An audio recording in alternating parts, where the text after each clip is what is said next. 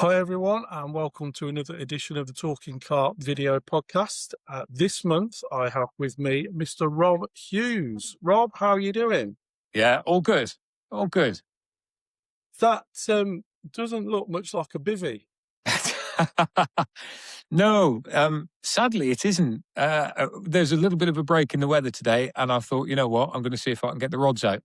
So I planned to go fishing today, and unfortunately, yesterday the van started playing up, and an engine management light came on it. So as a result, the van's had to go into the garage today. I need it all the time. So he said, "Yeah, I've got a slot, so it's had to go in." And as a result, rather than getting off first thing in the morning and getting a day session in, I've had to go down to the garage, get the van sorted. It's just like Oh, life, isn't it? Sod's law. The one day that I was going to go fishing, the van's now playing. yeah, So I'm hoping to go tomorrow instead because I've got an ability to go tomorrow or today, but tomorrow's going to look horrible. It's supposed to be sleeting and just, yeah. yeah. The weather's still it's not settled at all. I mean, there's still a lot of water to come as well. Yeah. Yeah, I either thought you've got a really posh bivvy, or you haven't gone Oh, fishing. oh, yes, darling. This is how I fish all the time when we we sort of build a So, house and put the collection there. in our earlier conversation as well, next week your plans have been scuppered for that as well. Yeah, I've had a terrible carp fishing winter. Like the whole winter has just been awful for me. I had a guestie on a lake in the Cotswolds with a view to getting a winter syndicate ticket. The winter syndicate started the 1st November. So yeah, I went up there on a guestie and caught the big common, which is interestingly, if you see the Fox films, it's the one that Bart's just had. So Okay. yeah, so I had that one on a guest trip, which was absolutely fantastic. So it was like, yeah, I love this place, great, I'll get into it. So I had to wait for my ticket, and I was all really keen on getting my ticket, and that started. I think it was November the 1st, but I couldn't go for the first 2 weeks when it fished its plums off. That was when Bart caught that fish. And then I went the last 2 weeks of November. I was thinking I'll go every week. I'm really going to have a good go this winter. I'll go every week. And it dropped to -5 the one night, and the next week it froze. And it was crap. And then I went away for Christmas markets early December, and then got the man flu. So that knocked me out the game for 2 weeks, and then it was Christmas, and then it's just rained since. Yeah, Yeah, hasn't basically. it? It's just been awful. So I've had one decent session. Went to Mill Lodge retreats. Was doing a slideshow over there a few weeks ago. So went over there, just fishing days because I had to go out for the night. And that was absolutely fantastic. Really nice little place. Caught quite a few fish. So that was great. So I had a bit of a fishing fix. So I thought as soon as I get to February, that's it. Rods are coming back out again. This was the first week. I was busy last week. This is the first week that I could go and the van's played up. Next week, I was supposed to be going to Bosnia and the lakes dropped to, well, it was -5. And the weather's not looking great. So it's like, it's a long way to go when it's not really fishing. There's one or two coming out, but there's only 3 swims that are producing and it's 20 acres, you know? So, Oh, um, yeah, no yeah, fun, is so it? it's been crap. So I've sort of shelved it and I'm just waiting really to you know, the crocuses and snowdrops are out now, aren't they? So the fish are starting to feed in the UK. So Yeah, absolutely. I mean, people are saying, spring is round the corner, but it's. I just think it's still going to be a very a wet few weeks or month or so building up to it. It should have took a leaf out of my book. I just hung all my gear up at the end of October and just tidied the tackle room, and I'll be out again in the next couple of weeks. right, I'm normally so busy through the summer with either filming or events or trips that my own personal fishing takes place really from middle end of October through till March. So Right. Okay. that's when I get my own, what I class as my own personal fishing. You know, where it's, yeah, of course we're doing films and of course I'm doing avid stuff and everything, but it's when I could go Mm. for me. So I try and get on a local syndicate, or I just have little trips out. I love my chub fishing on the river as well. So it's the sort of thing that, you Oh, know, okay. couple of 3 hours at the end of the day, chub on on the canal for perch as well, you know, that sort of thing.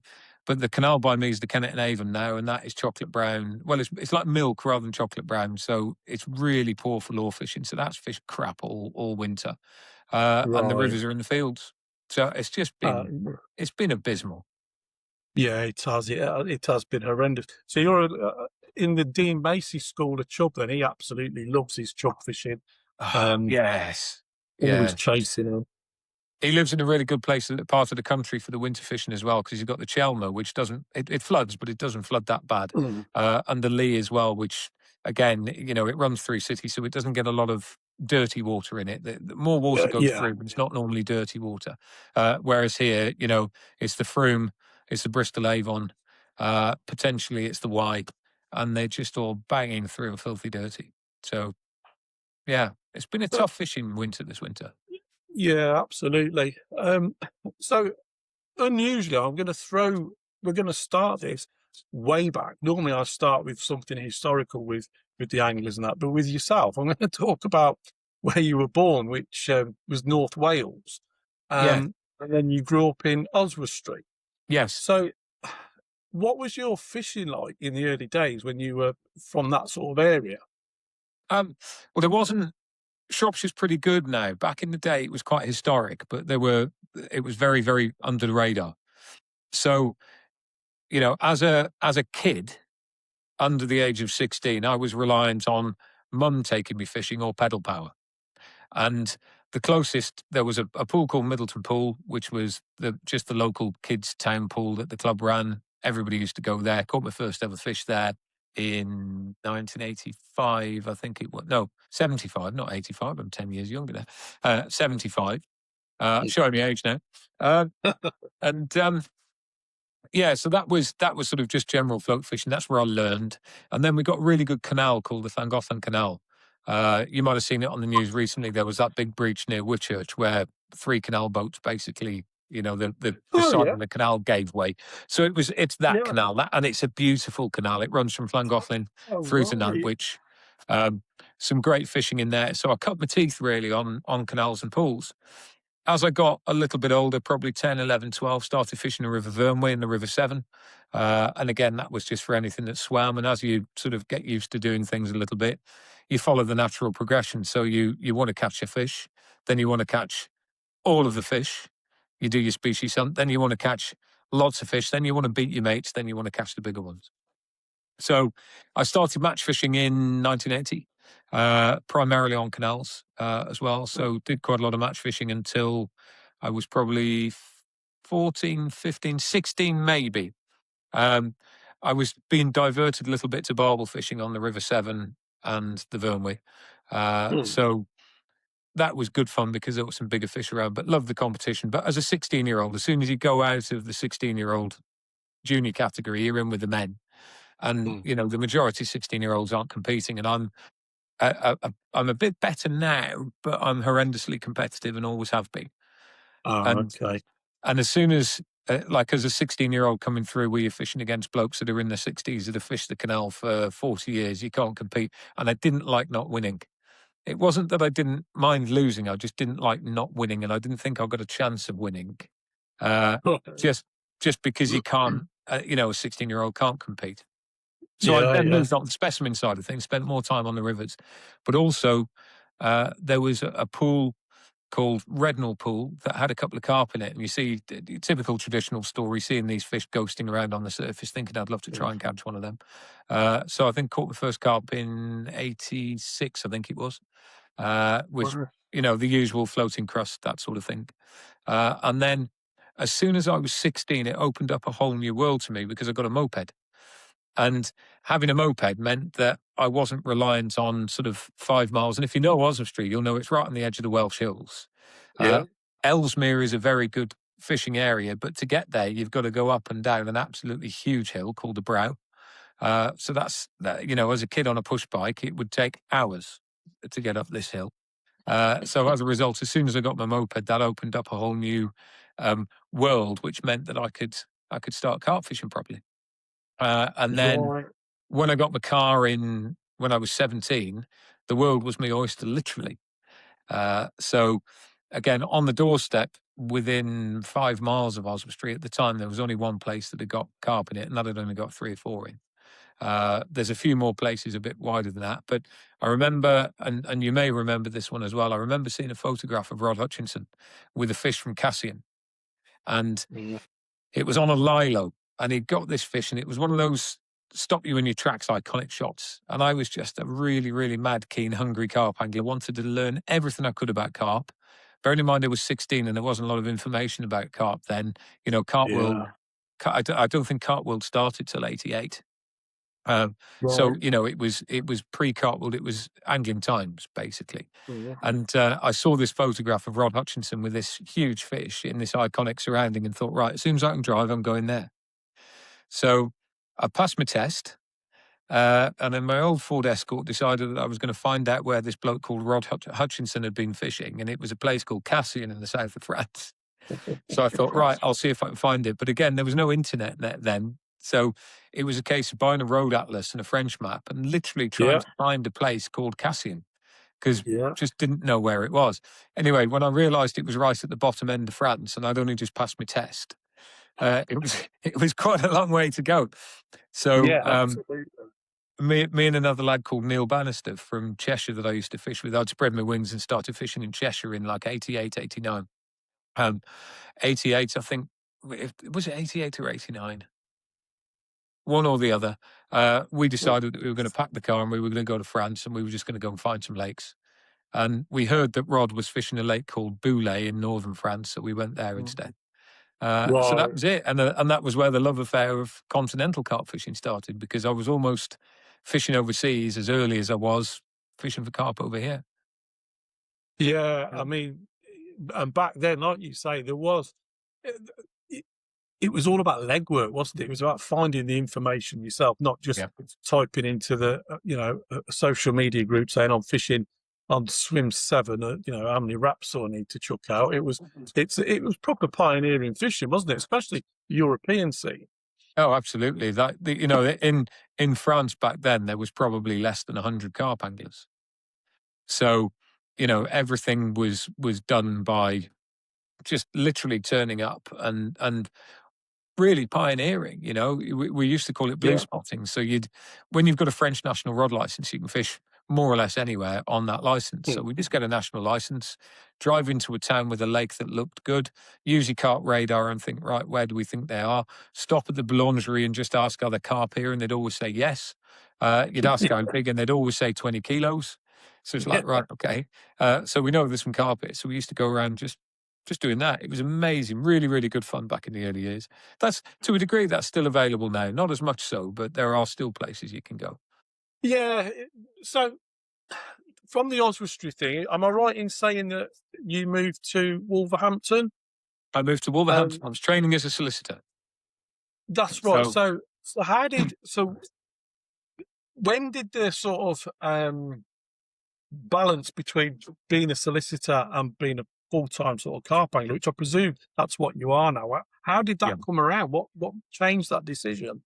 1999 was when I changed. So I started my legal training in '87. So I was working for a small firm in Oswestry. Again, it was very hard to get into firms of solicitors, and I was one of the last to do it the old school way, which was basically starting as what's called an outdoor clerk. So I didn't go to university. I'm um, Oh, a okay. child from a single parent home. Like, my mum was a health visitor, so there was no privilege or anything like that. It's not going to be university and run all the way through. Nobody from my family had ever been to uni, so I really fancied law. I wanted to be a journalist originally. That was the history of it to begin with. Wanted to be a Oh, journalist. right. Went to work experience on the Shropshire Star, and it was one of the most boring things that I think I've ever done, because nothing happened. And one day we went to court with a court reporter to sit in the magistrate's court just to find out what was happening. And I saw that and just thought, my God, I like this, and wanted to go there. But I left school with basically 2 GCSEs. I didn't do particularly well in school, so I had to go to college to retrain and really just push myself. So went into the old school way, wrote to every firm of solicitors in Oswestry, Shrewsbury, Wrexham, Welshpool, Newtown and Chester. And literally this was handwritten letters, getting the old yellow pages out, writing letters to them saying, I want to start training. Will you give me a job? And eventually one came back and said, yeah, you can come and be our outdoor clerk if you want. So I started there and worked my way up. Yeah. Eventually got offered a position in Wolverhampton for a big firm there.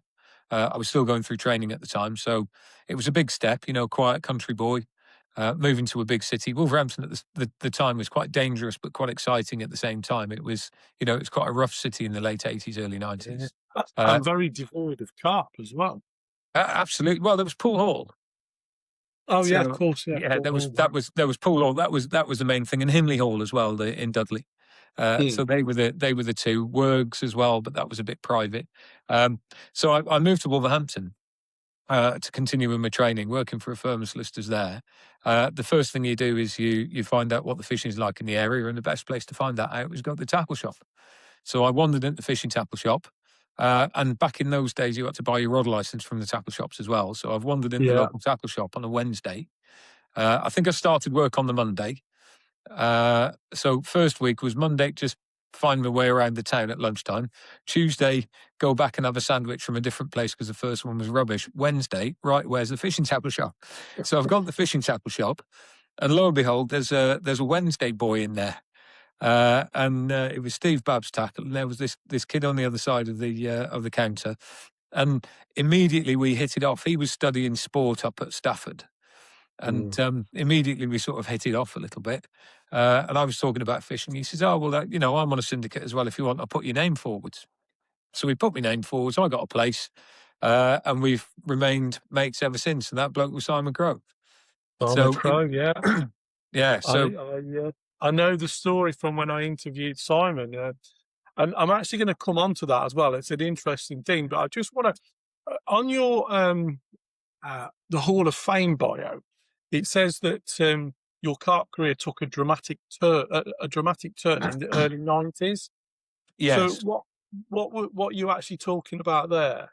Well, there were two things really. We started writing for magazines. Crowe used to keep in touch with Julian Cundiff, and me having fished in the Northwest, I was always a huge fan of Frank Warwick. I thought Frank was really groundbreaking and everything like that.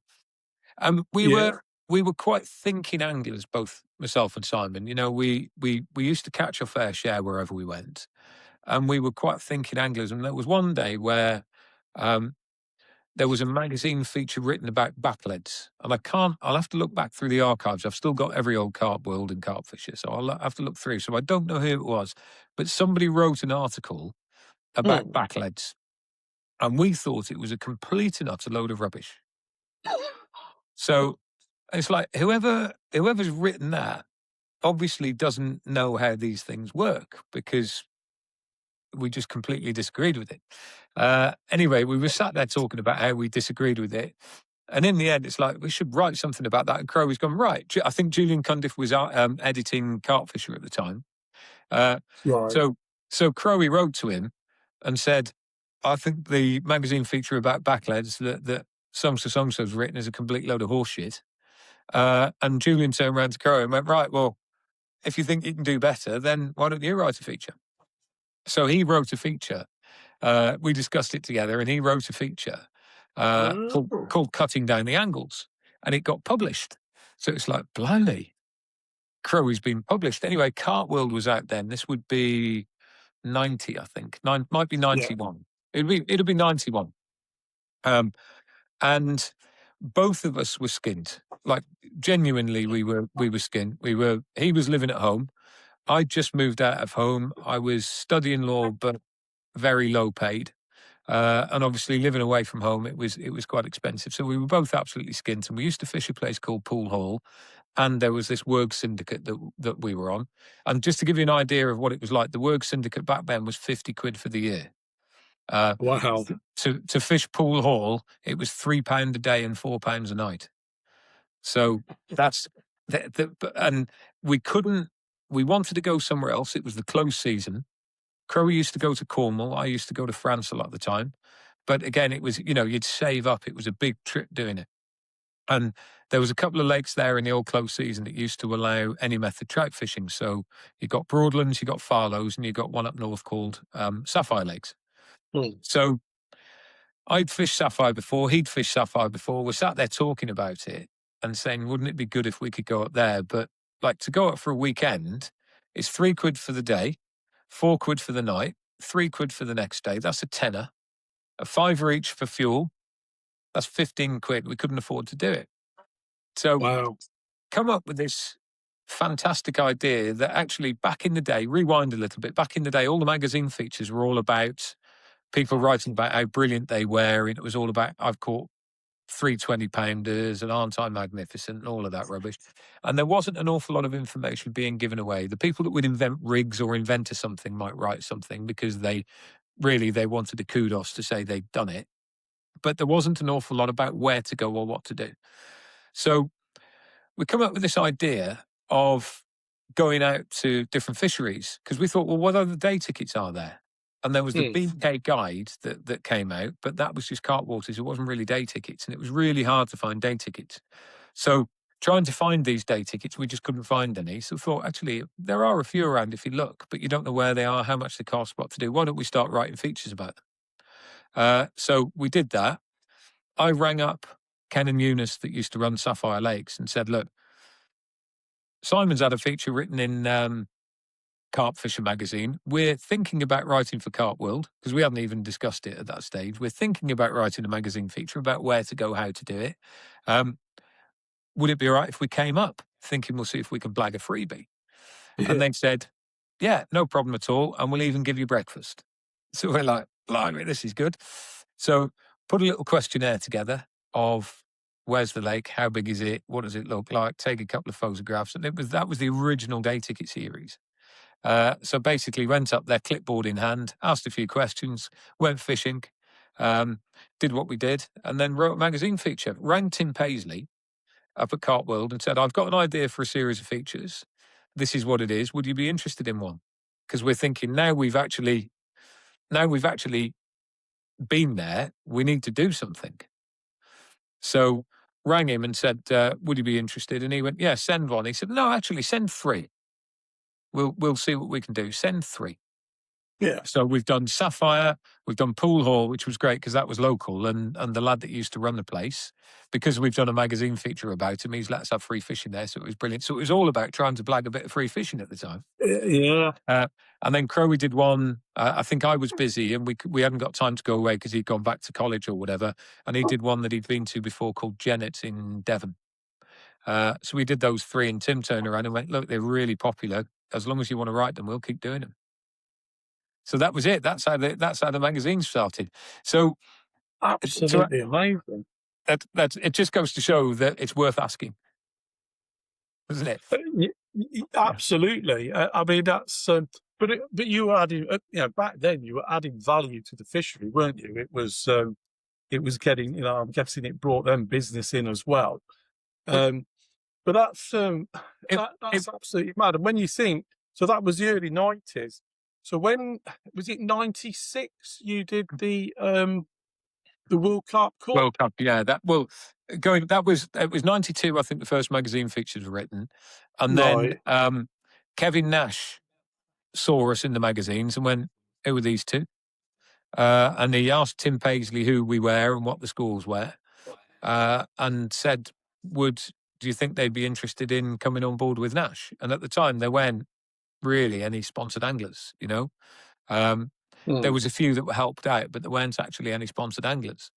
So Nash asked Tim to ask us. Crowe and I spoke about it. We'd got a bait company ourselves at the same time. Sounds ever so glamorous that we got a bait company as a pair of students, but basically we were knocking a bit of bait up in the garage because we couldn't afford to buy it. And as a result, because to get it cheaper, we'd buy in bulk. So as a result, what we didn't need, we'd sell on. And that's how that set up. And then, of course, there was a business opportunity there, and I've got a bit of an entrepreneurial flair, so got in touch with various different shops and started selling it. And at the top stage, we were selling at 30 shops around the Midlands and Northwest. Wow! So that was quite cool. That was called Carp Balls UK. Anyway, we ended up selling the bait company and setting up with Nash, which was quite cool. So right. That was, it's interesting because I'm a terrible collector of everything. You can probably see all sorts of stuff around me, but I love carp fishing memorabilia. I'm a real collector and I love the 1990s. And I was sorting out shed. I've moved a few times through various different reasons, but I was emptying a container. I bunged it all in a shed here. And the other day, because it was raining, I was sorting through some stuff, and I have got the original Nash Oval profile brolly. There were Wow. there were three that came into country. Crowie had one, I had one, and Kevin had the other one. I've actually got the original, the first ever, as in the number one Nash Titan, when that came out, and I've got the prototype with the sunning ground sheet.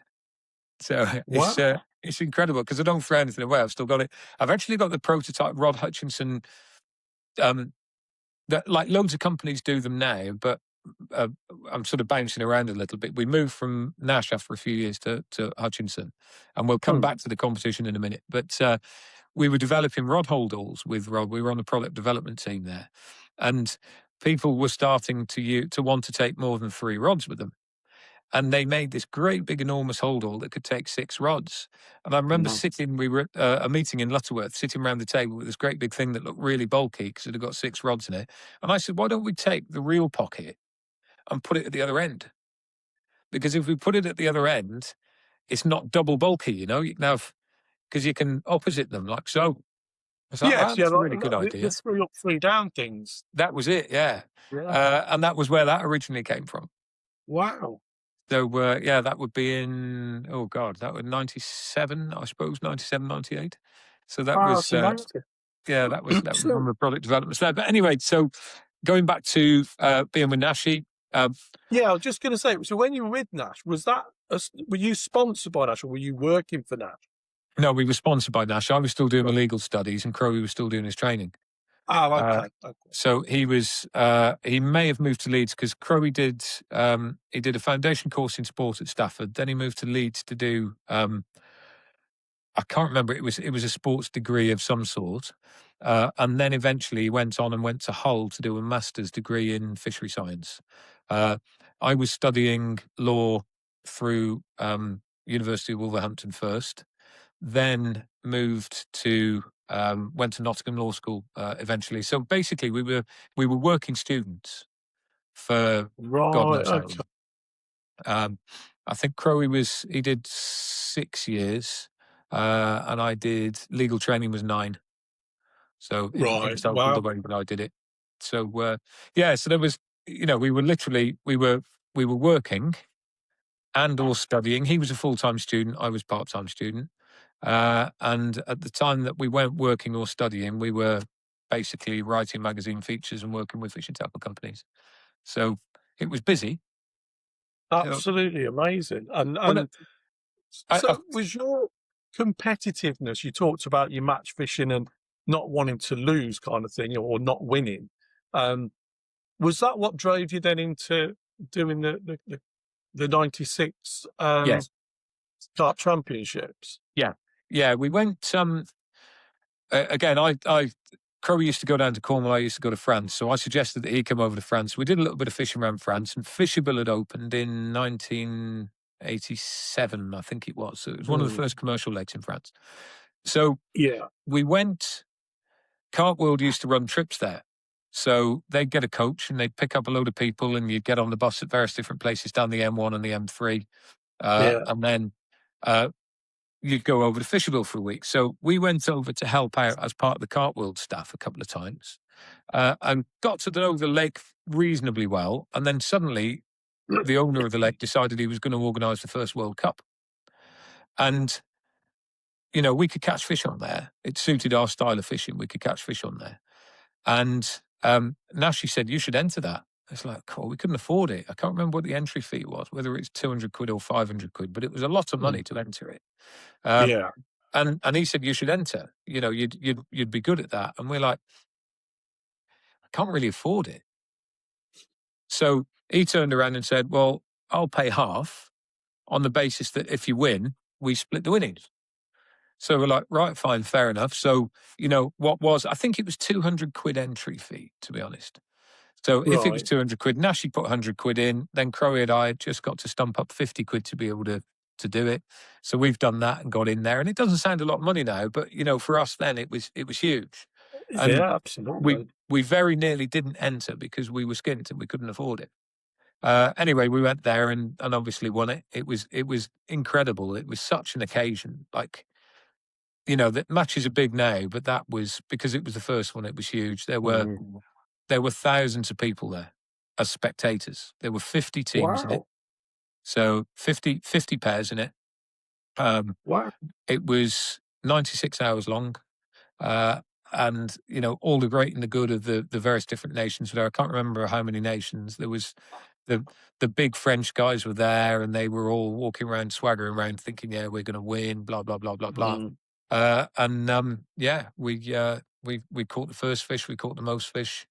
Caught the biggest fish as well, I think, and won overall. That was brilliant. So that was the first springboard for us was writing in the magazines, because that got us noticed. The second thing was the World Cup, which obviously then got us noticed globally, because the world's eyes were on this, And it sounds daft now, but 30, 40,000 spectators at a fishing event, how can that be? Yeah, absolutely. It's mad, isn't it? But literally it was. The guy that owned the lake, he ran a big PR company. So he got Ferrari in, he got Konica in, he got all sorts of sponsors. There was a world-class pianist playing there. There were helicopters. It was like everybody wanted to see this spectacle that was going on, and it had a huge amount of publicity behind it. I remember one stage, just had a flashback now. I remember one stage, and I needed to cast out, and we were in these little tape boxes, but we were on the north bank that only had a narrow walkway behind. And the marshals actually had to stop the crowd from walking behind us to make a gap so I could cast out. Wow. So it was ridiculous how many people were there. And again, if you have a look at any of the pictures in the magazines, you'll see that at any stage around our peg, we were knackered. I remember once waking up in the afternoon. I had to have an hour's sleep in the afternoon. Woke up, didn't really realise where I was again, because it was like we weren't sleeping properly. And there's like 200 people watching you. Like I'm sleeping and they're just watching me sleep. So really weird. That's quite worrying, actually, isn't it? Yeah, but that was the start of competition carp fishing. So they existed. Competitions existed before in France, and they were called enduros. And the reason they were called enduros, they used to have 72-hour carp matches on there, because night fishing used to be illegal in France. In every department, it was illegal. But if you organised an event by an official club, then they were given dispensation to be able to fish at night. So that's why they started. So the French started competition carp fishing with their enduros, and Raphael Faragy decided he wanted to make it into a big high publicity sport competition at his venue. And then from that, obviously, that was the start of it all.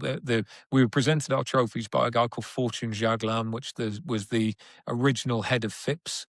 And then a couple of years later, it kicked off as the full World Carp Championships, which is what it is now. And I didn't realise back then, but when I set the women's up, because obviously we've had a men's seniors team for a long time. Yeah. I set up through FIPS. FIPS is the Fédération Internationale Pêche Sportive. That's the International Sport Fishing Federation. I set up a women's section, and you can't have a world championship on the first one. You can only have a World Cup, because the championship is actually plural. Okay. I didn't know that. So the first year of anything is never a championship. It's a cup. And the second year, you can either keep it as the cup if you want to, where it can be plural, or it can become a championship. And if you want to, you can redesignate the first one as a championship, because now it's plural.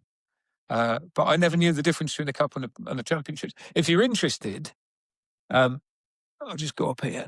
Oh, can you see that there? That trophy there?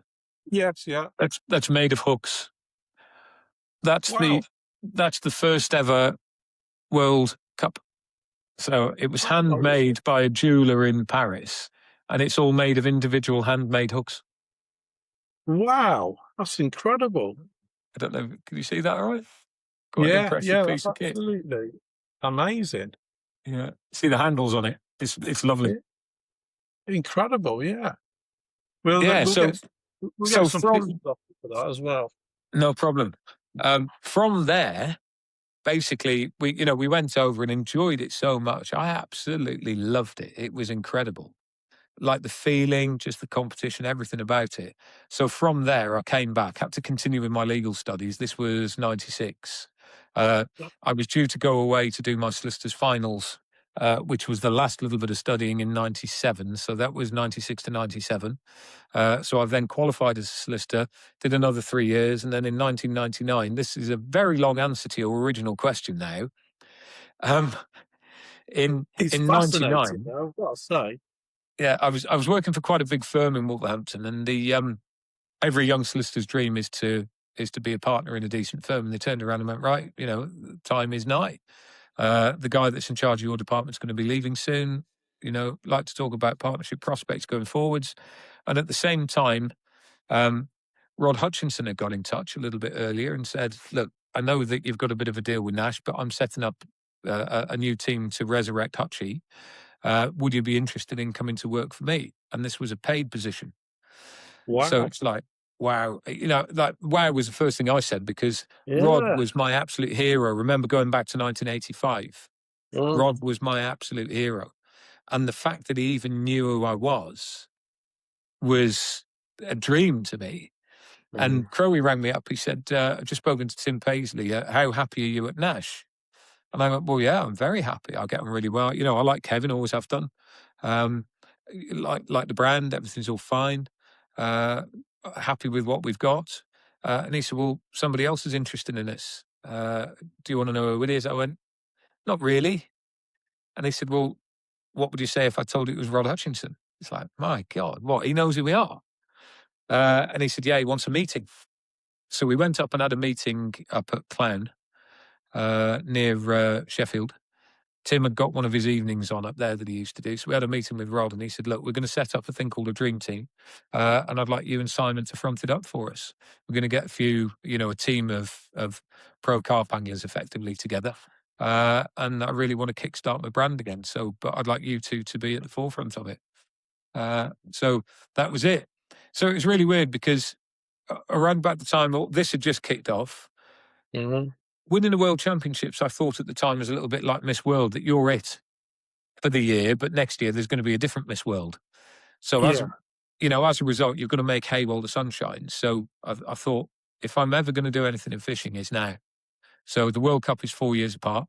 So I've got 4 years to make or break. So I got my legal stuff out of the way, did a couple of years post qualified, as a fully qualified solicitor, albeit that I've been doing it for 12 years anyway.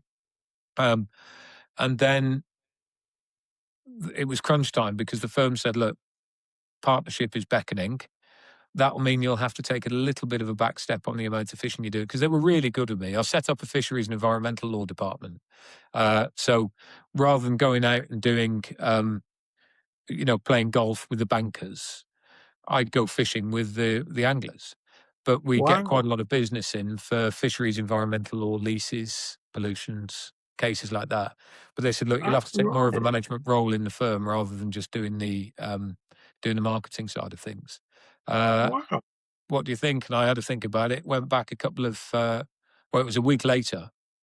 And I said, the managing partner, senior partner, staff partner, they were all there in the big posh office, saying, are we looking forward to welcoming you in the firm? It was like something from LA Law. You can imagine it.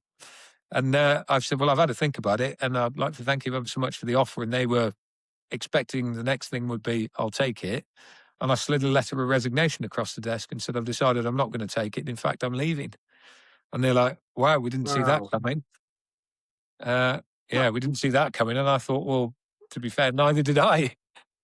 No, So that's an incredible career decision, isn't it, as well? it was a bit of a leap of faith. Mm. I have to say, it was a bit of a leap of faith, because you've made it then at that level. And then I just thought, well, if that's it, what else is there now? I'd always, Yeah. it's funny. I don't know. Achievement's a weird thing. We're going to get a little bit deep on this now, but I find achievement to be a really weird thing, because I look at other people that do things and I think that's incredible. You've done that. But when I achieve something, I don't think it's that difficult, because I've done it. So Yeah, I suppose. Yeah, you don't when you're that. when you're so committed to it, I suppose you don't see it. I suppose you must have done afterwards. I mean, once with the publicity, and that's something I want to just touch on. It's something that when I interviewed Crowe a few months ago, he brought it up. But so the headline when you won in '96, headline in the Angling Times was British beef. British beef, yeah. And Crowe swears that was your doing. You were behind that. No, that was Kev Green, I think, at the time. He did mention Kev Green, but Yeah. he reckons it was cooked up. Certainly cooked up. You put the idea there anyway. I can't remember. Greenie was a very good journalist, but we might have discussed it or not. I can't remember, but no, I think that was down to. But it was incredible that time. It was just incredible because it was front cover of Angling Times, and Angling Times was massive. It was front cover of Carp Talk. It was front cover everywhere. It was all over the world. It was just such a big thing. Such a big thing. Yeah, and from like you say, really from relatively, it happened quite quickly, didn't it? You were pretty much like you say, you and Crowe were fairly unknown in that in those terms. You'd got sort of UK interest from a couple of firms, but to make that step and to win that again was I'm presuming let's say we've already said about your competitive sort of streak and that. Was Simon the same? Was he as competitive as well? So was it kind of a dream match, if you like? Yeah, look. It was a really good team because I think we're both. He's not as competitive with other people now, I don't think. But look, Simon's a competitive sportsman. Back then, he was doing a sport degree. He played county cricket. He was going to be a pro boxer, and he was good enough to be a pro boxer. His life just took a different path. Wow. He played cricket for Warwickshire and Worcestershire. This isn't having a knock around on a Sunday with a dog and duck. Yeah. This is county level cricket as a 16, 17, 18-year-old. He was good. He's one of these annoying people that it doesn't matter whether you give him a golf club or a tennis racket or a table tennis bat. He's got that incredible hand-eye coordination. He's really, really quick. He's a natural sportsman. He always has been a natural sportsman. He's very good, and you can't be a natural sportsman without being competitive. Yeah, no, that's very true. And sticking on that theme of competitiveness, then. So, what led you to? Because you created the British Carp Angling Championships, Yes. the BCAC. Yeah, that was it. You also obviously managed the England team. You created the England ladies, Yes, the World Tournaments. So, how was the transition into doing that? I mean, that's besides your TV presenting as well, which we'll come to a bit later. How did that progression with all the? Were you driven by the fact of match fishing, not competitive fishing? I just loved it that much that I thought everyone else should experience it. I enjoyed it so much and just thought this is incredible. Everybody should do this. And there's obviously people that don't want to do it. There's people that don't like it, and there's people that are actually anti it. But at that time, I was like, everybody's got to try this because it is so good. It's just brilliant. Everything about it is great. The highs are great. The lows are horrible, but they're great. Success is amazing. Failure is worse, but amazing. It brings a new dimension to your carp fishing. And I thought, I've got to take this concept back to the UK. So I set the British Carp Angling Championships up. That was again in 1999. This was one of the things why I made the decision to leave, because I set up a holiday company and also an events organisation company at the same time. So, okay. So Angling International was the holiday company, and obviously RHAP for the events at the time. So set the BCAC up, and it was really funny because it polarised the world. There was loads of people that were like, this is ridiculous. Carp fishing is not about matches. It's absolutely about fishing against the fish. We want solitude. We don't want other people there. Others turned around and went, fancy a bit of that. I want to get my dick out and show them that it's bigger than theirs. And, it was a proper swinging contest. Yeah. So as a result, that first year, everybody knew it was going to be big because the publicity after the World Cup was big. Mm. There's going to be a lot of publicity on this. I've done a deal with the Angling Times. I've done a deal with Carp Talk. It's going to get double page spreads everywhere. Remember then in the late 90s as well, the likes of Corda were a relatively fledgling company. Mm. So as a result, for Corda, being involved in the British Carp Angling Championships was a huge thing because it was a great opportunity for publicity for him. So Corda put a team in with Danny, with Chris Rose, Steve Spurgeon, Frank Warwick, Jason Cann. I can't remember who else was fishing in there.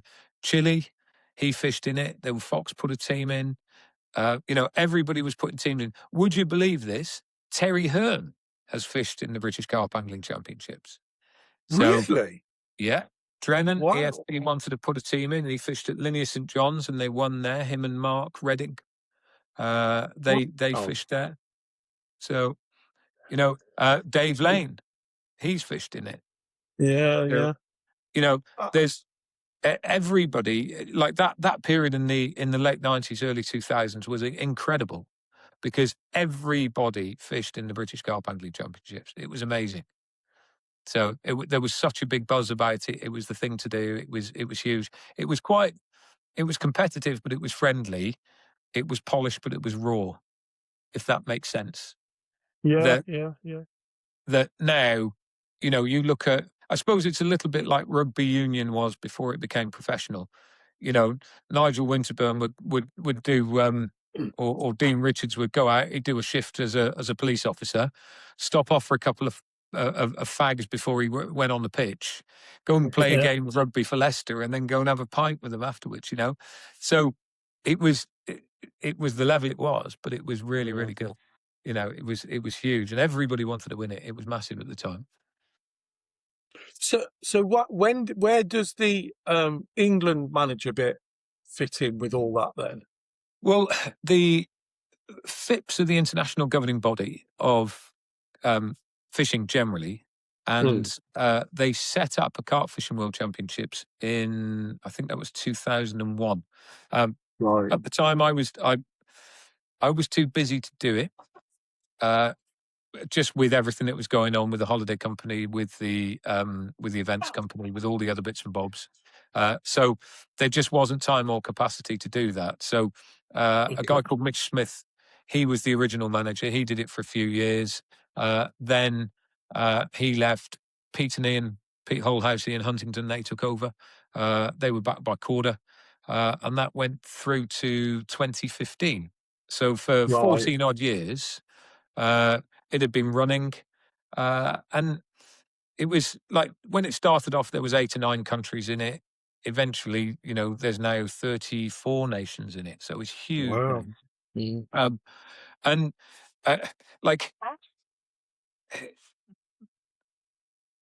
national pride is huge for me. Even though I'm half English, half Welsh, so I stand either side of the line. I'm not one of these Welshmen that wants England to do badly. But if we're playing rugby, I want Wales to win. If the football is on, I will always support England.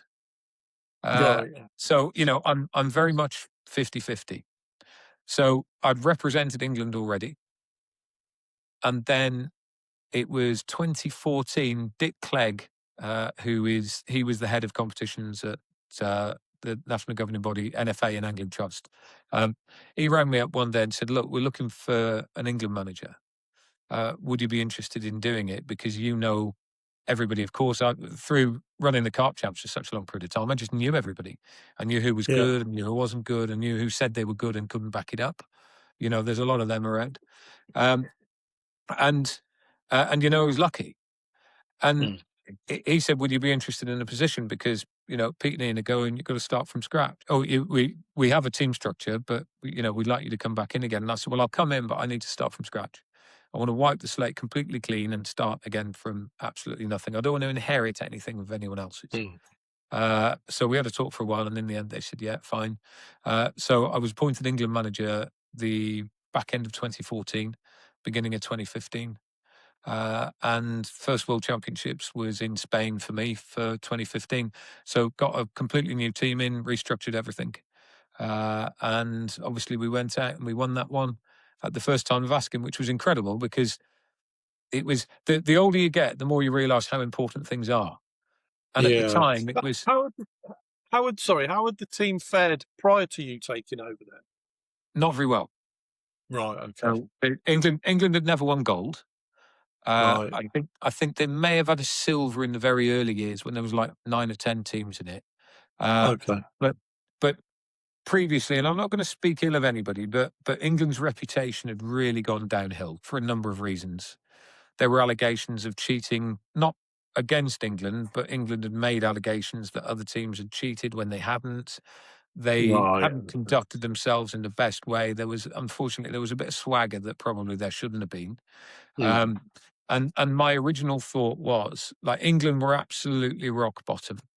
Really, we'd finished 24th out of 25 in one event. I think it was. It was terrible. Okay. And it was one of those occasions where, when they asked me would I take over, I did, because one of the things that I really like is a challenge. You probably gathered so far, but I like a challenge. So if they were doing really well, it wouldn't have been that good to take over. But because they were doing terribly, it gave me an opportunity to start from scratch and rebuild something and really go for something. Yeah. And the key thing that I wanted to do at the time, to be honest, Mark, was I just wanted to bring a bit of dignity back to England, because we were seen as not liked by many people at all. So that was the key thing. So as a result, I'll just give you prime examples. They put spies on pegs. So other nations will put a watcher on the corner of your peg to see what you're doing. So they'd heard that I was taking over. They'd heard there was a new team structure coming in. So as a result, all of these teams that have been in it for a while, obviously they want to see what we're doing. So the Croatians in particular really didn't like England. There'd been some personal arguments between previous management and Croatia, and same with Romania, and it was quite heated. Anyway, there was a Croatian spy that was sat behind us. So I just walked up, shook his hand, and said, "Hello, what's your name?" And he said, I'm Chrono. I said, "I'm Rob, very pleased to see you. Can I help you?" And he didn't know what to say, because normally everyone's like, "Go on, bugger off. You can't go there, bugger off." So I've just gone, "Hello, mate, what can I do for you?" And he said, "I don't know how to say this, but I've been told to come and I have to watch you. I have to spy on you." And I said, "Well, that's absolutely fine, no problem." I said, "Don't sit there in the trees. Come down at the front. Come down and sit right by the side of the tapes, then you'll be able to see what we're doing. Would you like a drink?" And he's like, "This is not normal." Yeah. And I said, "Well, what are you trying to do?" And he said, "Well, I want to watch what you're doing." And I said, "Well, you can watch, but you won't find out. And if you do find out, by the time you do it, we'll already be ahead of you. So if what we're doing is so important for you to find out, you're too late. You need to know it before we do it. Because if we're doing something that's successful that you aren't, you're playing catch up with us. And the very fact we are doing it means that we're probably better at it than you. So there's no point watching us, but if you want to, feel free and come down." And it was a real crucial moment, because there was one guy, I remember him now, in Spain. He was in Harry and Alec and Axel's section. He got a bandana, and this message had gone back, and he absolutely hated it. He hated the fact that we were now being open. He hated England beforehand. He was their assistant manager. And I purposely made a point of going up and shaking his hand and talking to him and having a chat with him, saying, "How are you? How's it all going? Good to see you," and everything. And it was sort of friendly mind games, but at the same time trying to break boundaries down. And as a result, when we won that event, it was incredible. I've just had the hairs on my arms have just stood up now, then, just talking about this. We've walked into this huge auditorium where the presentation's taking place. And bearing in mind the year before, England were hated. We've walked into this auditorium, there is a standing ovation, and everybody is up on their feet and cheering. And it was just, it was amazing. And to represent your country is almost as good as it gets. Almost as good as it gets. Yeah, absolutely. So, and the reason I say almost is because there's one thing that's better. Like, when you go on these events at the beginning, they present the teams and you're called up onto stage and you're wearing your national colours and every nation feels exactly the same. You walk up onto that stage and they play your national anthem. And it absolutely it's amazing. Mm. And I always say to the guys, just remember how you felt there, because there's only one thing better. You know, you haven't won or lost then, but you're full of that pride. If it doesn't go very well, you're down. If Yeah. it goes well, you're a little bit better. But when you remember that feeling when you're standing on stage and it's playing, because there's only one thing better, and that's if you do the same thing at the end. Because if you do it at the end, you've won. Yeah. So, and I've been Yeah. lucky enough to be on that top step 3 times in my career and hear the national anthem playing 3 times. There is nothing like it. It is amazing hearing it at the end.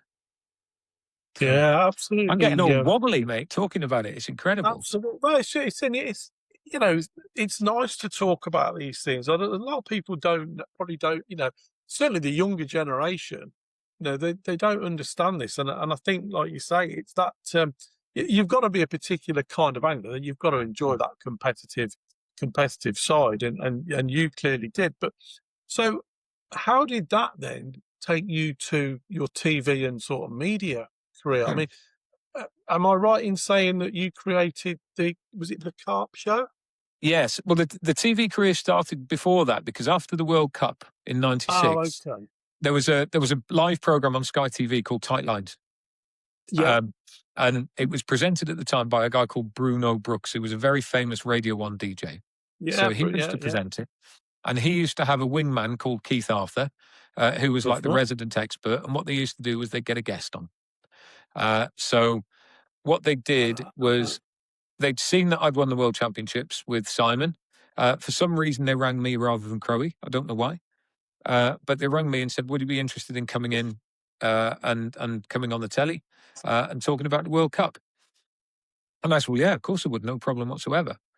So I said, you know, and I don't know why it was one, because they don't take 2, they only take 1. So they asked me to go down. It wasn't a case of I'm going to do it and Simon isn't. It was just a case of there's room for one person. Will you come on and talk about it? It's like, yeah, no problem. Right.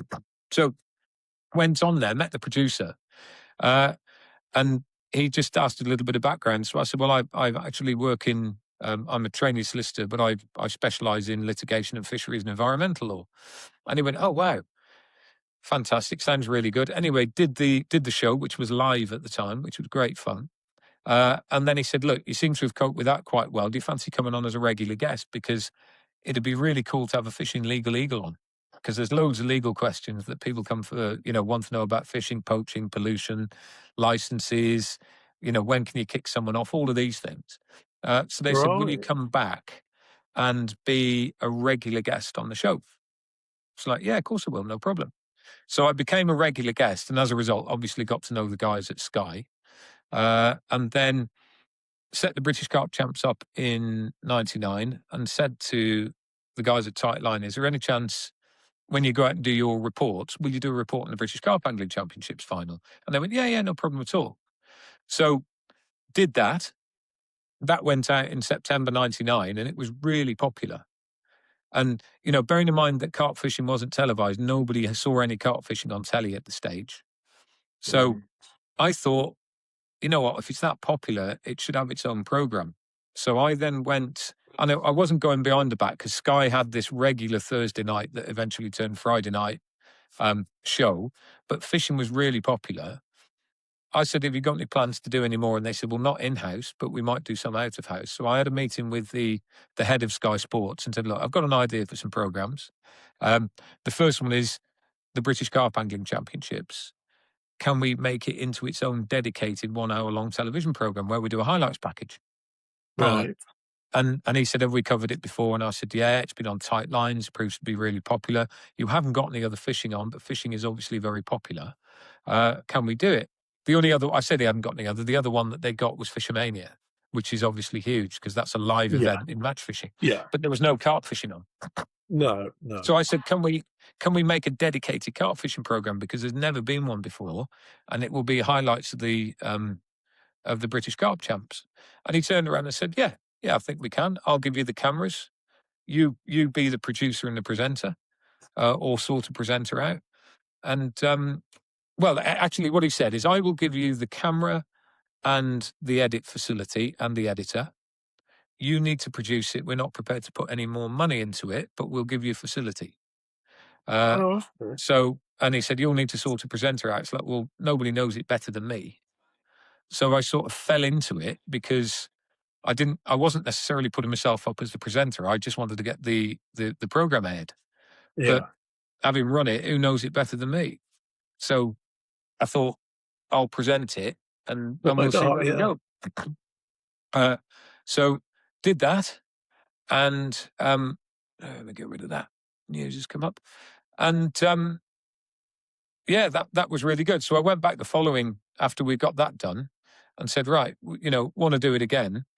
But at the same time, I've got an idea for a series of programs called a Carp Show, because carp fishing is proving really popular again, as you've seen from what we've done with this.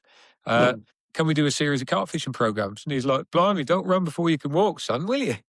It's like, well, the time is now. That if you don't do it, someone else will do it. Now is the time to do it. Carp fishing is huge. It was the late 90s, early 2000s boom. It's as big as any other part of fishing, and it's only going to get bigger. So you need to be at the front of this. And fair dues, he turned around and went, right, fine, same deal again. So we started off the first ever carp fishing series called the Carp Show, 6 parts, half-an-hour programs. And then that led into Extreme Carp, where I think we ran the Carp Show for 3 years. Then I did Extreme Carp, which was obviously bringing in a little bit of foreign stuff. So we went to Lake Ontario. We went to big lakes in France. It was the biggest. So the biggest fish, the smallest fish, the biggest lakes, the smallest lakes, that sort of thing. Then Extreme Carp, then spun into, I did a match fishing series called Absolute Match, which was, again, a similar sort of format, but that was match fishing programs. And then World Carp Classic, British Carp Angling Championship, started covering events for them as well. So Park Dean Masters, various different events there. And then basically football was very dominant at Sky. So it was getting harder and harder to get edit time, because like the Premier League and the Champions League and all the other football was taking up so much studio time that it was very hard to do it. And around about, when would it be? That would be around about the same time. I think it was 2015, 2016. BT Sport got in touch with me and said, would you be interested in jumping ship and coming over to us? So had a chat with them, and rather than making like 10 programs a year for Sky Sports, Fishermania was finishing. TNT said they'd be interested in getting into fishing. Would I be interested in doing some programming for them? I said, well, yeah, I would. But we need to do it regular. It needs to be consistent, and I want to do a lot. And then said, okay, how many are you thinking? And I said, well, it'd be good to do 25 programs a year that we can show twice. So it's every week. So Monday night show, started off at 7 o'clock, moved it to 9 o'clock so we could get a little bit of swearing in there. And that was it. So I've been with BT, which is now TNT Sports, for 12 years. Wow, really? Oh, no. Yeah, 12 years now, still doing, well, this is our 12th year. So, yeah, and that's doing a weekly television program on a Monday night. So initially then with them, because they approached you, would you say, was it kind of an easy sell to them? Was it, to get what you wanted out of it? It was easier, yes, because they'd asked me to go and see them rather than me going there. It was interesting because the first question, and the guys moved on now, bless him. But I sat down with the head of programming and the head of acquisitions, and the head of acquisitions turned around and said, "So why do you want to leave Sky then?" It's like, well, I don't. You've asked me to come here. Yeah, you've asked me. So I'm very happy where I am. It would be remiss of me to at least not listen to what you want to say, because I'd be selling myself and fishing short if I didn't listen to you. But I don't want to leave. And that was it. And immediately, again, we just got on like a house on fire, because I think, if you tiptoe and pussyfoot around at that level, they're going to think there's weakness there, and it's not what you want. And it was, we got on very well, me and Steve, afterwards, and it was a bit of a case of, that was almost a test to see whether or not you have got what it takes to be able to do what we need. and that was it. And yeah, so now I got my former what can I call him? He's co-presenter now, but he was a colleague really. We worked a little bit together on Fishermania. But I got Andy Ford, who's an England international fly angler. I got him to come over. And basically what we do with the show is we travel all around the place. It's called On the Bank, so we don't have a studio. We're always on the bank somewhere. And we Right. do all sorts of different types of fishing. There's a lot of carp in it. There's a lot of trout in it. Because he's an England international trout angler, and I take the mickey out of him because he spends most of his time pulling his flies out of trees. And he takes the mickey out of me for being a carp angler and camping most of the time.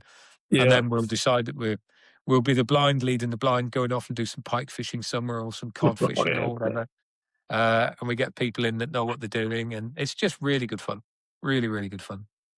So how much time does that take up then if you're, sort of annually for you? I mean, it doesn't, all the things, I mean, obviously, some of the things now that you're not involved in, so I'm presuming this takes up quite a bit of time.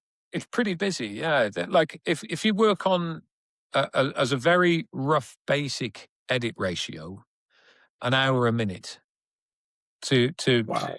finalize a program. So an hour long program is 46 minutes. So an hour will take 46 hours of editing, give or take. Like that's what I like to get my edit ratio down to. Every now and again, there might be a cheap and cheerful one that will get done a little bit quicker. If we've got an epic or something that needs a bit of time spending on it to make it smarter, then it'll take longer. We have a very, very quick turnaround. We're basically news gathering. We're not making epics Yeah. like Ridge Monkey or Fox or Avid Yeah. or, it's quick turnaround telly. So, when you look at some of the Nash films as a prime example, that will take hours and hours and hours and hours and hours. They're probably doing 3 hours a minute.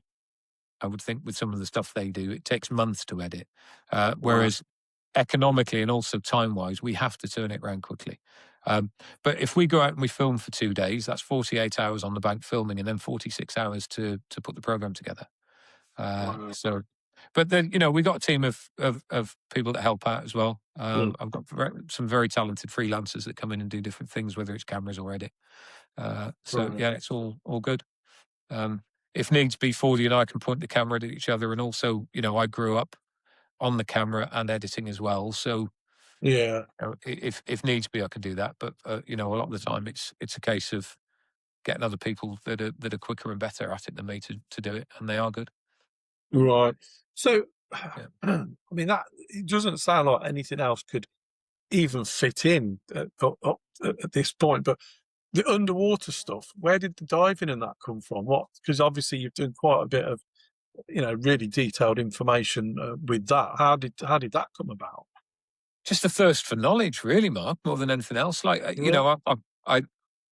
we think about what's happening, but we don't know. And I forgive me if I've told you this before, and I say this very, very regularly. As human beings, we're pretty good at solving problems. The biggest problem is we don't know what the problem is. Mm. We think we know Yeah. what the problem is, but we don't Yeah. know what the problem is. So, prime example: 2 + 2, piece of cake, 4. Anybody can do that, no problem whatsoever. Let's give you a very similar problem: X + 2.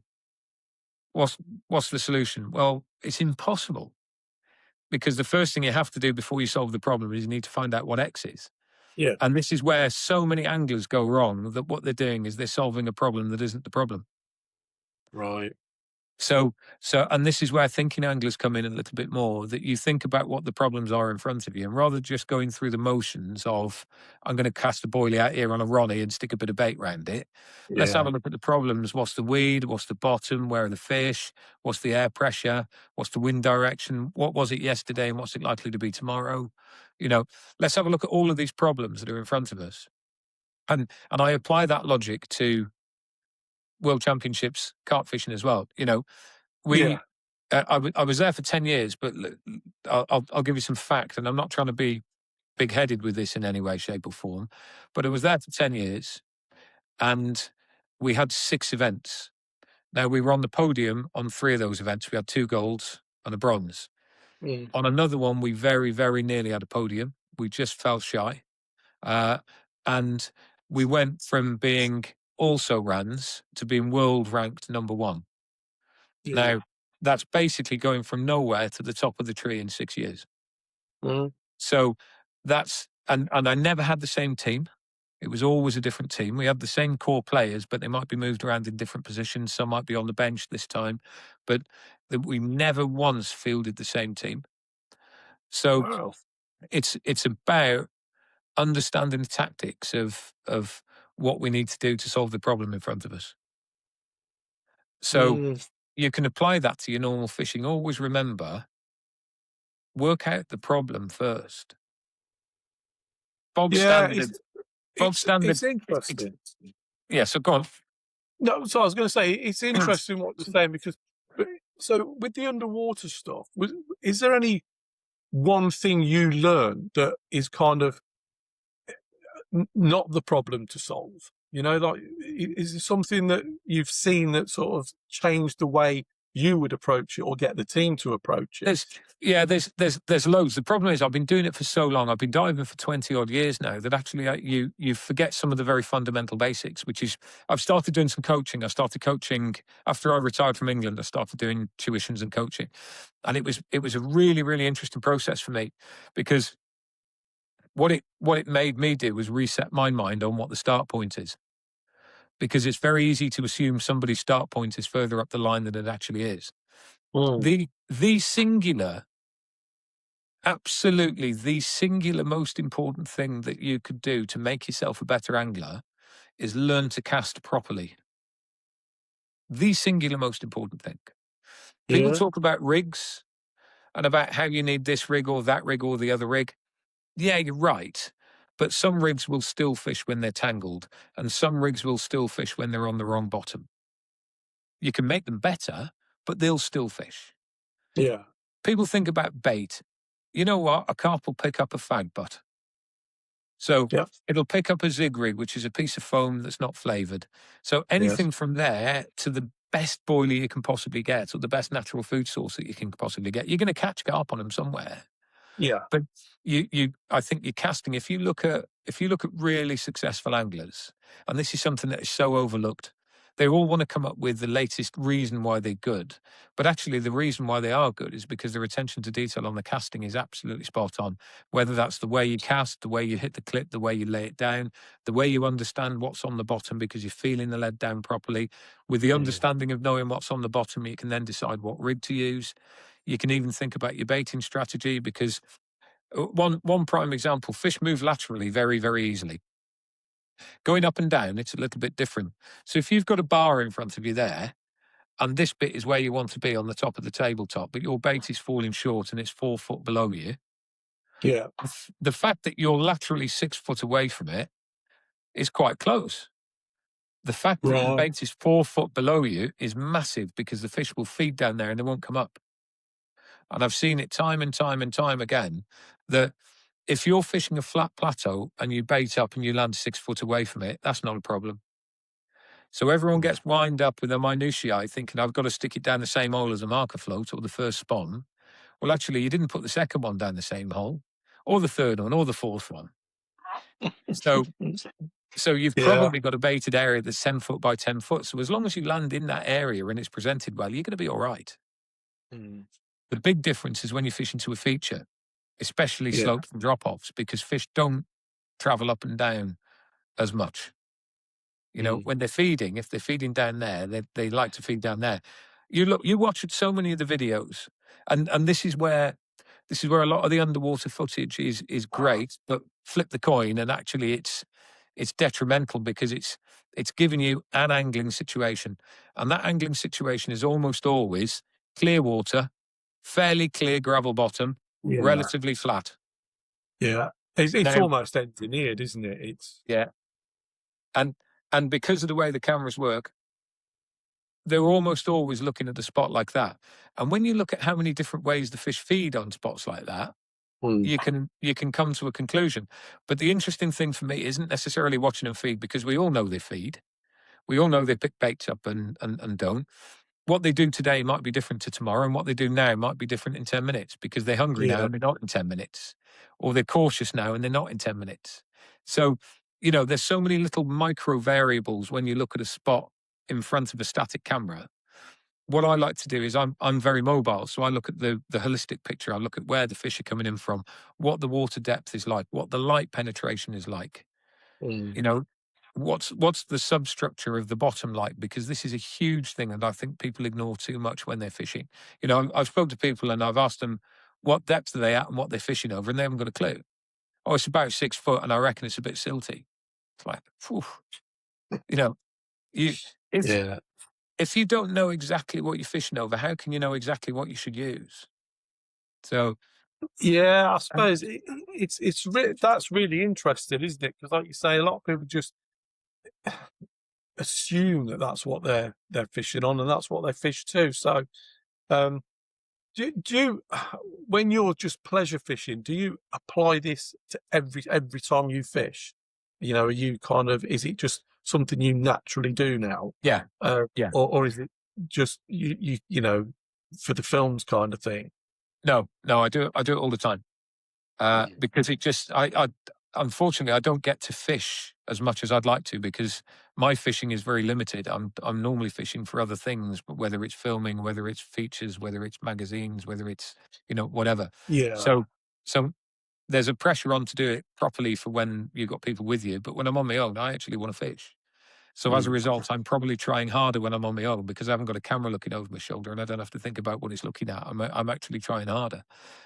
So Right. there are, just through experience, there are certain things that you can pick up. So, for example, the first thing I do whenever I get to a lake is, rather than looking at how many cars are in the car park, or you're subconsciously picking that up, or which wind direction there is, the first thing I do is I walk up and I look at the clarity of the water. And the clarity of the water tells me an awful lot about what colour is going to be best to use, because fish very much Okay. will feed by scent and sight. So they're equally important to each other.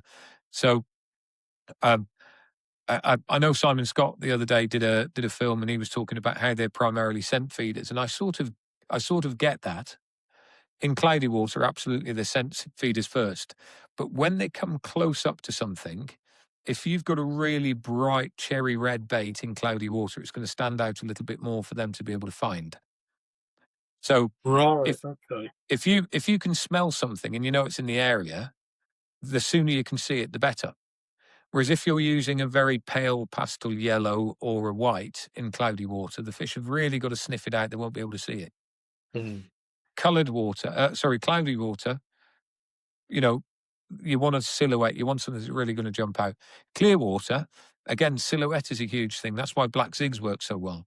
Because when you Yeah. look laterally across clear water, the fact that a black zig has got a sharp edge works really well. And that's why the fish can focus in and hone in on that very easily. Um, so pink is great. And I've been a champion of pink for a very, very, very long time. It's probably Okay. the last few years since the underwater cameras that have got in it that people are now talking about pink even more. But I've been banging on about pink for a long time because there is nothing in the underwater world that's pink. So there's loads of things in the underwater world that's yellow. Yeah. There's loads of things in the underwater world that's natural browny color. There's nothing in the underwater world that's pink. So as a result, if you're in relatively clear water, that pink will stand out. And if it's given a food message as well, the fish find it very easy to find. So, you know, Oh, that's really interesting. That. So, what about blue? Blue, because is blue visible deeper depths, isn't it? yes, it is. But like there's a lot of misconception about depth and color as well. That um, the people say that red's invisible underwater. That was one of the first things that was discussed. Red is Mm. invisible underwater. Bullshit. It's not invisible underwater at all. What happens is in certain waters, it loses its red color and goes brown. Okay. Right. Okay. And let me pose a really, really simple absolute to this. If red was invisible underwater, why do we catch on red maggots? Because if it Mm. was invisible, they wouldn't be able to see them. Didn't see it. Yeah, exactly. Yeah. So Yeah. it's not invisible at all. Basically, let's have some pseudoscience now.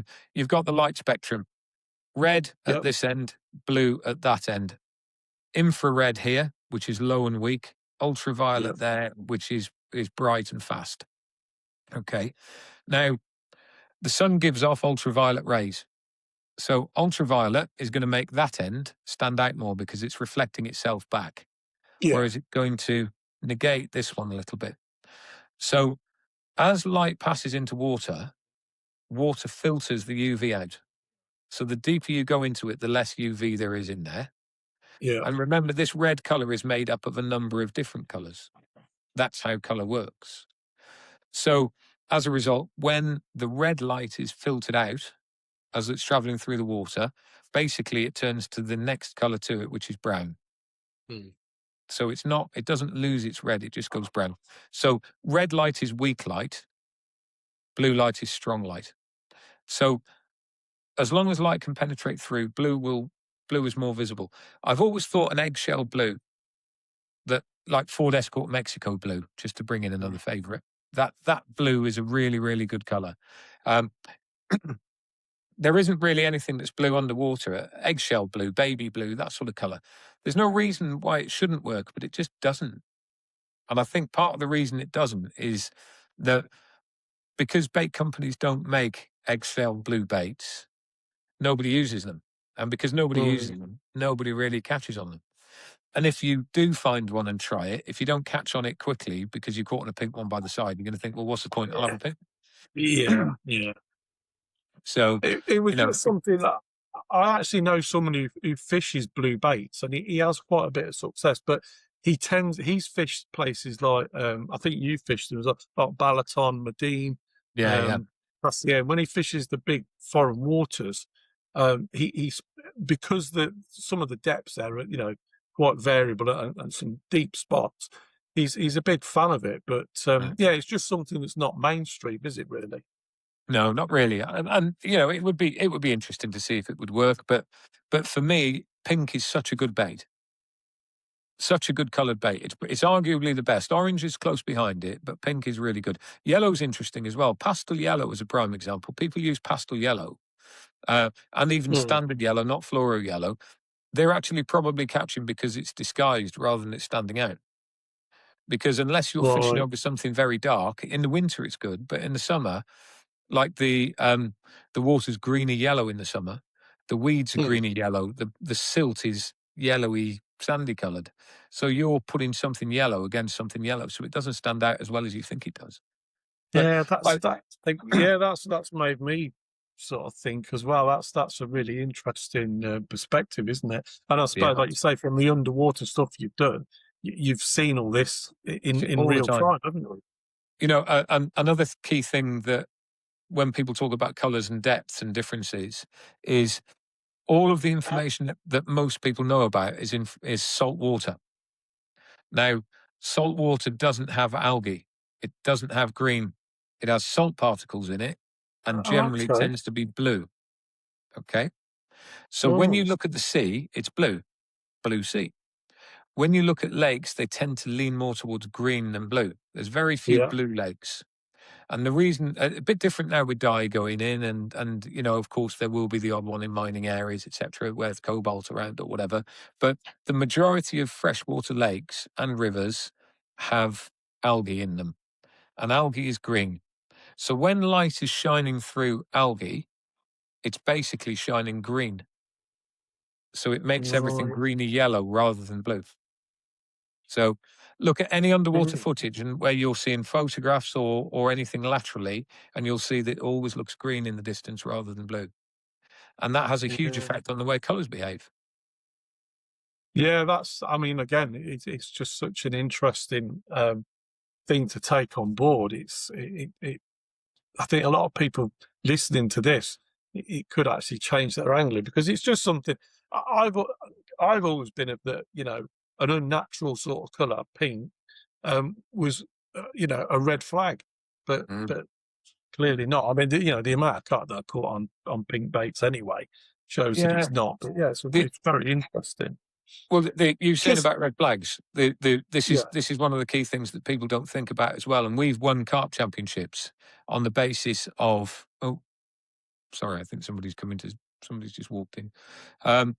Yeah, we've won carp championships on the basis of conditioning. So you say about red flag, something's a red flag to a carp purely because it's been conditioned to avoid it. So if you look at Trout Right. pellet-fed fish is a prime example. You know, when fish are in a stock pond, there's a lot of them. It's normally a small pond. They're normally overstocked. Their Yeah. hearing is incredible. They hone their hearing. So when somebody throws a handful of pellets in, then those fish have heard that. If they don't react really quickly, by the time they get to where the bait was, it's already gone. So their hearing Ah, is amazing. So, people don't necessarily use hearing as a way to attract fish, but you can do. You've only got to look at the way that some fish react to the spawn, that when a yeah. spawn lands on the surface, the fish will go straight to that spawn. So, you know, there's others where a lead will land and it's a lead will land and it's completely different. The fish have got used to the noise of a lead landing and that's danger, whereas a spawn landing is food. Well, that's down to Right. conditioning and hearing. Yeah. I mean, that's a prime example of that, I suppose, is match anglers, isn't it? We used to like to Yeah. pop a float or the end of the pole, tap the water Slapping and to, tapping. Yeah. yeah. Yeah. They call It's it slapping and tapping. The other one is pre-baiting. All pre-baiting is conditioning, isn't it? You're really, conditioning those. You keep putting bait in the same place, the fish will eventually come and find it, and they've just been conditioned to yeah. know there's food there. They've not That's been where the caught food there, is. so Yeah, I they know suppose. there's going Yeah. to be food there. So carp are really easy to condition. So sticking with the underwater theme, obviously you've talked about the colours and baits, etc. What about lines? Do carp? Do you think? Have you seen it that carp spook off line more than we think, or less than the average angler thinks? Yeah, it's a weird one, this, isn't it? This is absolutely down to conditioning again. And we've all been in a situation where we've been on fish and we've been catching fish, and someone moves in by the side of us. They're not necessarily fishing our spots. They're fishing their own spots in their zone, but the fish die off. Hmm. And because you've been cut off by somebody casting out and stopping the fish coming through. Seen it in competition as well, where someone has been reaching a little bit further than us and they've stopped our bites and we've gone a bit further and we've started catching as well because the fish are moving behind the rigs rather than along the lines. So Right. I can give you loads of examples, practical working examples, where there's no question that fish spook off lines. Right. Equally, and this is the conundrum now, I can give you a prime example of something which is totally abhorrent to me, which is using bright, luminous orange or red, but orange line in the water is what a lot of the guys are using now. The Mhm. Continental started doing it Yeah. primarily in competition where you're fishing a tight swim, you've got 4 rods out in a tight swim, you're fishing bowstring tight. If you've got this bright red line, you can see exactly where it is, so there's less risk of tangling. So they will compromise the back end, i.e., fish seeing the line, for the ability to be able to go through the lines easier when they're not, trying to avoid knitting. Same with boats as well. When you're in a boat, if you've got 4 rods out in a peg, if you've got to come back in, if the line is obvious, it's a lot better. Yeah. And it doesn't seem to make the slightest bit of difference to their catch rates. Right. So I think for me, I feel a lot more comfortable with leaders on if I'm using bright line. Yeah. And I'm not using this as a plug, but obviously I've moved to Avid this year, and they've got a camo line which is bulletproof. It's a really, really good line. I've been using that, but it's not the best at casting. And the Cotswold Syndicate that I'm not on now, with the line that I've got, it's £15 minimum. With the line that I've got, I can just about get 115, 120. Right. But it tends to be open to crosswinds, and it's a bit tricky to get out there. As soon as I want to push over 120, it's a bit hard to do. Hmm. With the Avid Spod line, it's like silk. It's really limp. Again, same sort of poundage, but it absolutely flies out. The downside for me is it is luminous yellow, and I've got I've got to decide now whether I want to use a luminous yellow line all the way through. Um, I really don't like the way that it looks, but I love the way that it behaves. Right. The other one, I love the way that it looks, but I don't like the way that it behaves at long distance because it's just that little bit too robust. When it's not quite coily, but it's a fantastic snag line. Right. Um, So, I'm stuck between the devil and the deep blue sea there. The problem we have is that, the easy solution is stick a spook leader on there.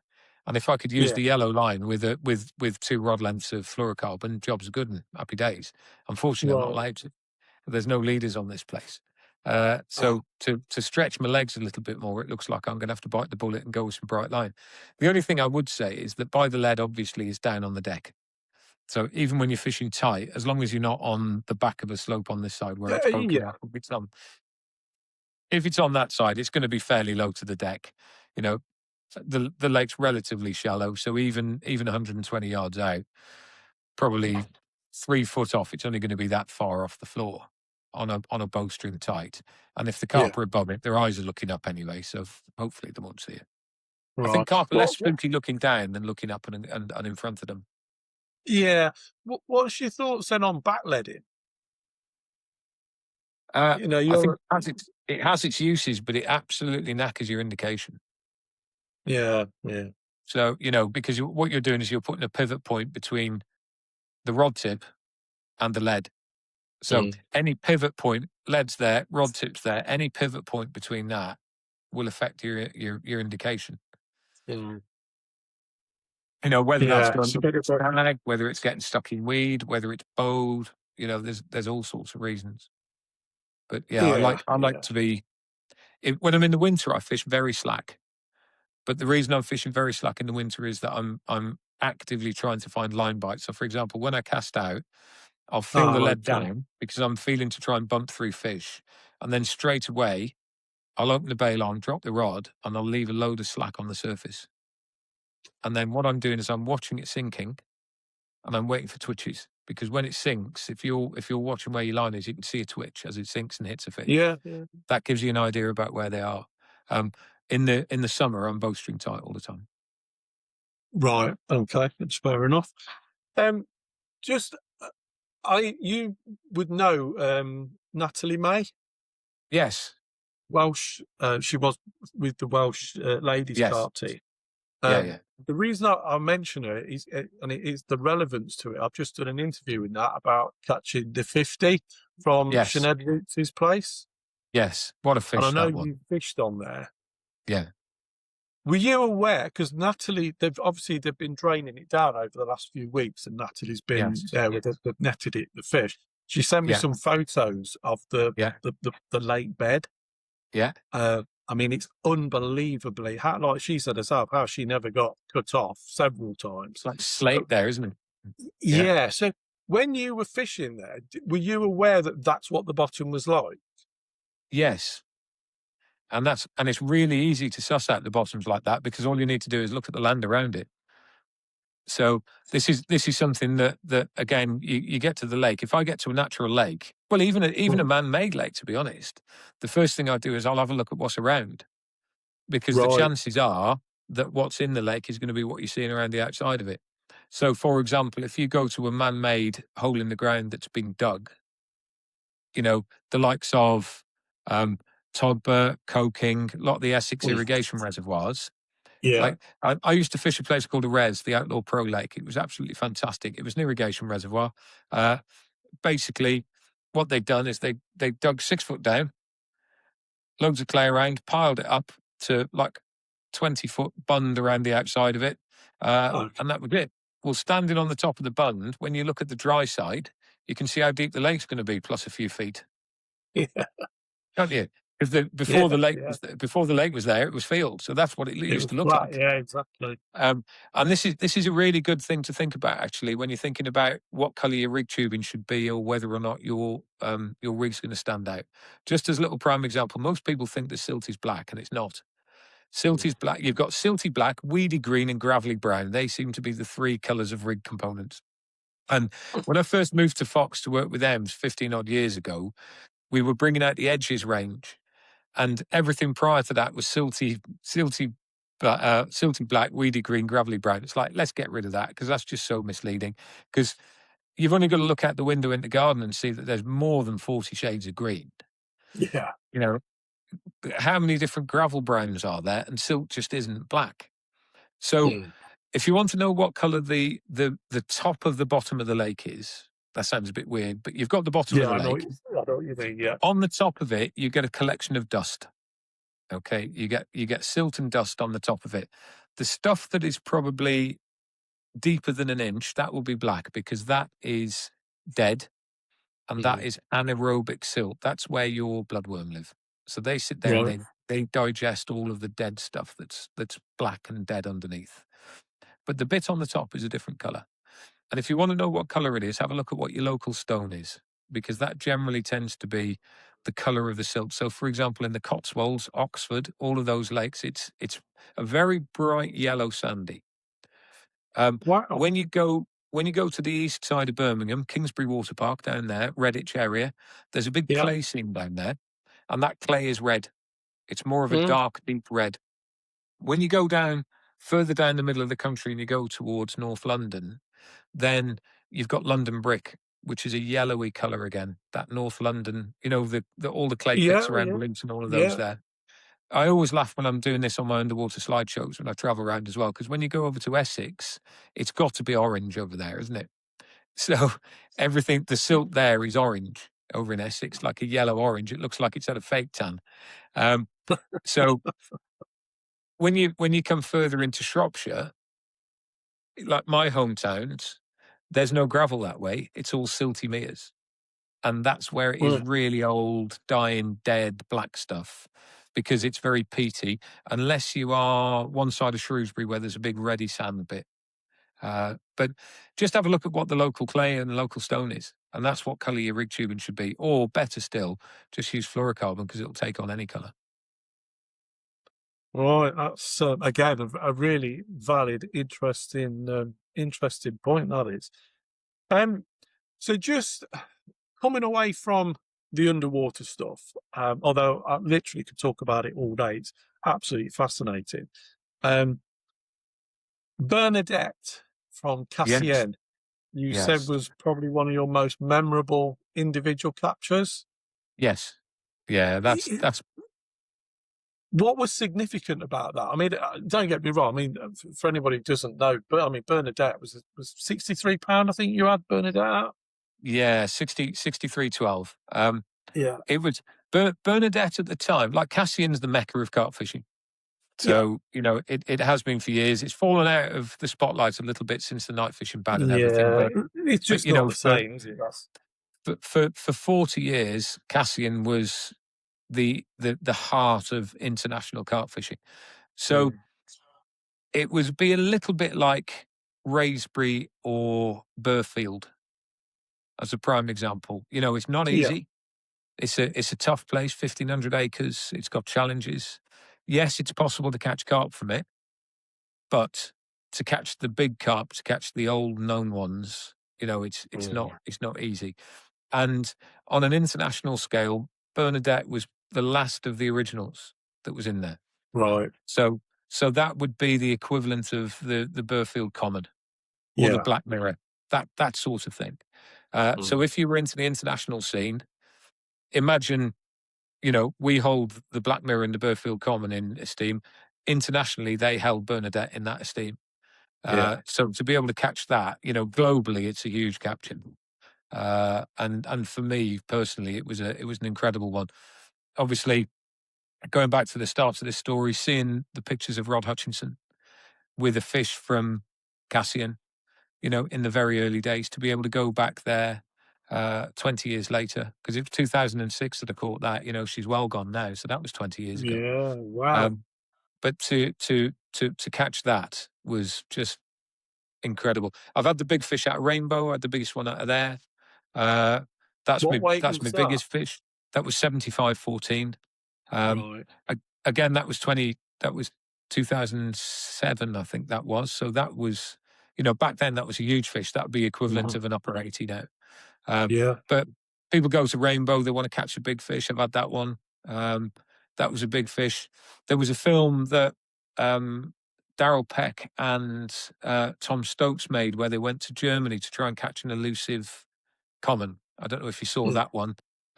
They didn't get it, but they went over there to catch this elusive common. I've had that one. Had that one a few years ago. Oh Um, wow. it was just it's just interesting. They're all meaningful fish. Those that was a really sought after, hard to get on, hard to get at, hard to catch. Common. Yeah. That one that was £70.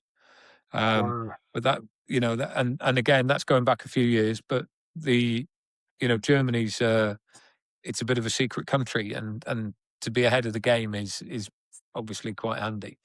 Yeah. I remember I was in Italy a few years ago. It was just before COVID.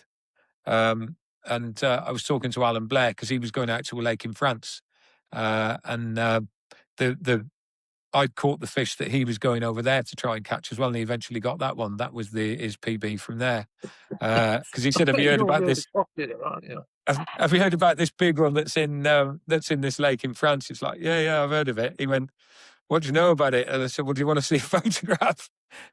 So yeah, that was quite cool. Oh But dear. I don't. It's weird, I don't publicise an awful lot of what I do for me. Mm. It'll go out, but again, it's a long time. I've not. One of the things that I want to do this year is think about targeting the personal best. I haven't done that for a long time. My English PB has stood for 10 or 12 years. My continental PB stood for nearly 20 years. What is So your UK PB? £49, 14 ounces. Wow, really? Ooh, yeah. I've had a Yeah. 49. Can you believe mine's 49.12? Is it? Well, I Yeah, had a and I've four. been on it 20. It's got to be at Yeah, least 20 years now. mate. I'm the same. But I had a. I to be honest, I don't fish places that have got 50s in. yeah. So to beat it, it's just my challenge at the minute is a grass carp. Oh, is it? 45 years I've carp fished, never had a grass carp. I've fished, Wow. France, Belgium, Holland, the UK. My son took my son fishing first trip to France when he was 13 on a public water. Yeah. Um, first carp he had was a grass carp. Was it? Unbelievable. I've never had one, but I'm actually on a small local water that's got 4 of them in, about Yeah. sort of mid-20s. So Yeah. that's my target this year, just to get a grass carp. Oh, fair So play. any tips Good. you can give me, I'll welcome. Yeah. Well, yeah. There's I'd fish either tiger nuts or popped up corn on that. That's little stacks of corn, like a 4 stack. So it's literally sitting up like that because they find it easy to eat. Right. So Yeah. that's always good for them Okay. because sometimes we have to target them in competition. So, and Oh, also right. if you can find like a grassy weed, like a really low lying grassy weed, they love to eat. They like to graze on that as well, and they feed on that quite well. But Oh, okay. you saying about your PB being 49.12. My PB in 2002 was £48.14. So Wow. that was a big fish then. And Yeah. since then, I've broken my PB twice, and I still haven't passed 50 because I've had Oh, 49.12 and that, 49.14. that's unbelievable. That's honesty as well. That is, isn't it? Yeah. What's the chances at like £48.14? Sorry, 48.12. You haven't got far to go, have you, to beat the 50? If you No. get one bigger than it, it should be there really, but no, Yeah. yeah. But Yeah. ultimately, this is you've said it yourself, and this is something that if anybody's listening, there's a couple of people I've spoken to that said, "Oh, I'd love to catch a 30-pounder." It's like, all right, where are you fishing then? And they'll tell me, it's like, how many 30-pounders has that got in it? Mm. None. Well, you're not going to catch a 30-pounder then. No, So, exactly. the only way we're going to catch 50s is go somewhere where there's 50s. But I've got to say, I like having bites too much. Mm. Yeah, It's the yeah, absolutely. Have you obviously you've fished in a lot of different countries? Are there any sort of culture differences in terms of how they approach their fish? I mean, I know obviously, certain countries, catch and release is still new. But have you seen any? Do you think with the onset of the World Championships and stuff, it's made a big change globally to carp fishing? Yeah, huge. Because, like, make no mistake, Western style carp fishing, what we do from England with boilies and buzzers, that spreads everywhere. Yeah. I suppose the biggest cultural change that we saw was Romania and South Africa. So, because Romania, they used to go and food fish all the time. So there's loads of carp all Yeah. over Romania. The ponds there generally tend to be muddy, old rivers. There's a few gravel pits, but not many. But, they're food sources. So as a result, the fish didn't get that big. And people were catching them in whatever method they could to try and eat them. Now, completely different. Yes, they have put and take lakes, just like we have trout lakes where you can go for sport, but there's loads more competition lakes now. Right. And Romania, it's why they're so good at competition, because their lakes, there was one or two places that had big fish, but prior to the big fish coming through, with the exception of Reduta, most of them were over stunted small lakes with fish up to 10 kilo. So when they saw the style of fishing that we were doing, they did that, but they went into competition with it.